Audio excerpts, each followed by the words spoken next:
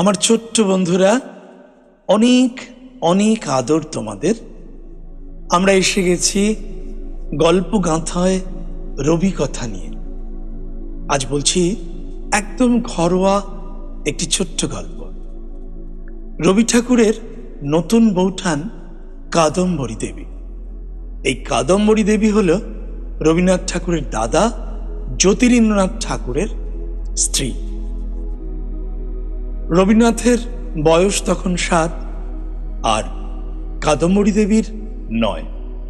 খুব কাছাকাছি বয়স হওয়ায় দুজনের সম্পর্ক ছিল গভীর ভালোবাসার আর তেমনি খুনসিটির।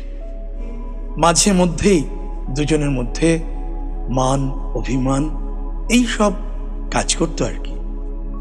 সেই সময় সব বাড়িতে বাড়িতে খাঁচায় খাঁচায় নানা ধরনের দেশি বিদেশি পাখি পোষার একটা খুব রেওয়াজ ছিল।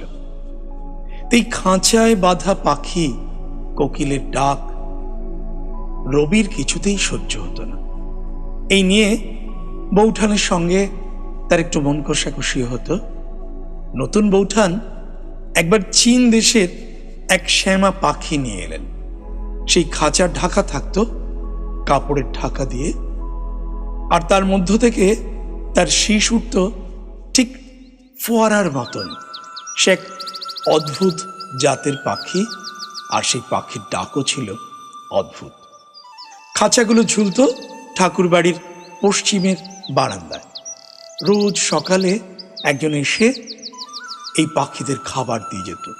এমনকি তার ঝোলায় থাকতো ফড়িং, আবার ছাতু, যে সমস্ত পাখি যা খেত, লঙ্কা থেকে শুরু করে নানা শস্য দানা।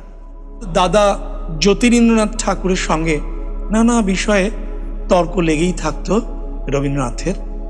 কিন্তু এই নতুন বৌঠান কাদম্বরী দেবী, তিনি কোনো তর্কেরই যুক্তিরই তিনি ধার ধারতেন না।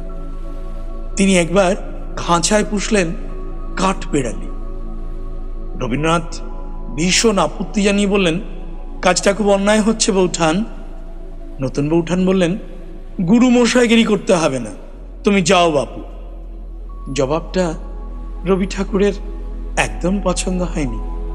তার অভিমান বুঝে আবার নতুন বৌঠান কাঠবিড়ালি দুটিকে ছেড়ে দিয়েছিলেন। এমনই নানান ছোট বড় ঘটনা ঘটত নতুন বৌঠানের সঙ্গে। খুনসুটি হতো, মান অভিমান হতো, আবার দুটিতে কখনো মিলে যেত তাদের খেলায় ভালোবাসায়। আজকের এই গল্পটি স্বয়ং রবীন্দ্রনাথ ঠাকুরের লেখা ছেলেবেলা এই গল্প বই থেকে নেওয়া হয়েছে, যেটি বিশ্বভারতী গ্রন্থ বিভাগ থেকে 1347 বঙ্গাব্দে প্রকাশিত হয়েছিল। সবাই ভালো থেকো, আনন্দে থেকো। আজ আসি তবে। আর হ্যাঁ, যদি ভালো লাগে আমাদের গল্পগুলো, তাহলে একটা লাইক দিতে ভুলো না কিন্তু। টাটা।